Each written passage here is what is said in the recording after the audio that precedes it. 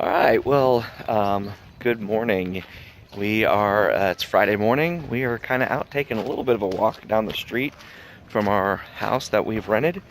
And I wanted to kind of give you guys a quick little view. I can only stay out here for a few minutes. Um, this is not the best part of town, but I wanted to kind of give everyone a view of where we're staying and what we're doing.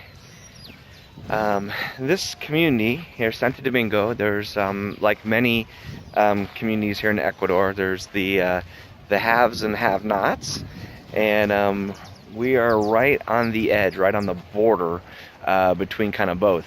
Um, Behind us is more of the city. Actually, if you go back that direction, which that means nothing to you, but if you go back that direction, you get more back to the downtown city area.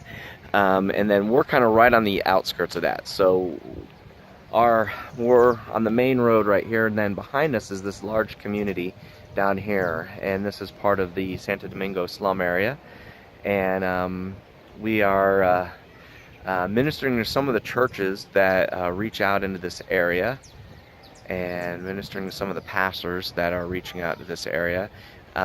If you look, you can see there's a nice river that comes right through this area, and that's why the people are here, because there's a source of water, there's a source of life, basically. And it is continuing to rain. It has rained every day that we're here, so that's been kind of exciting. Let me give you a quick, brief update from last night. Had a wonderful time with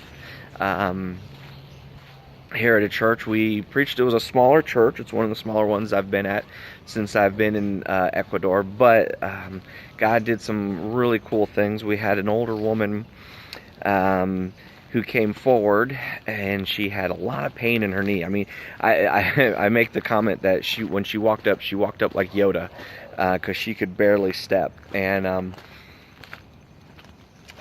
she was complaining that she had lots of pain in her knee. When I went to pray for her, um, I was feeling pain in my knee as well. So we prayed for her. We brought up one of the women of the church that came up and put hands on her and prayed for her.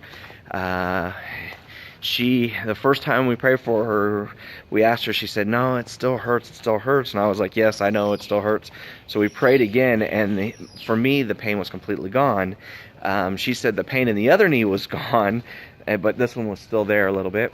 So we prayed for her one last time, and she picks her cane up, and she just kind of walks across the front of the stage area and was completely healed.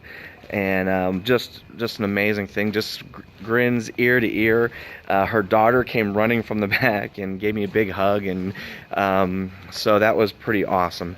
This community, there's a lot of people don't have any cars and everything, so they walk everywhere. So not being able to walk is major. And so that was one of the biggest things that we had last night. We also had a young girl that was just beaten down. She was depressed. She said that she had aches and pains in her whole body.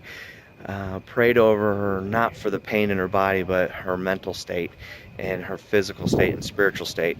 And immediately, within the few minutes that we were there, her eyes lit up, and prayed a blessing over her, and she started smiling.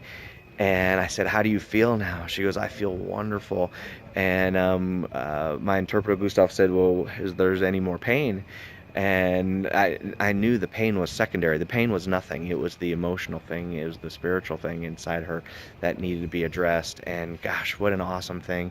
So God really blessed on this last night. And today we've had an opportunity to go out and get something to eat, and just kind of want to show you where we're at and what's going on. So here is like I said, a little area of Santo Domingo where we're staying, and I'll give you some views of inside the house a little bit later. But this is our little humble abode. All right. Well, God bless you guys, and we'll talk to you again later. Bye bye.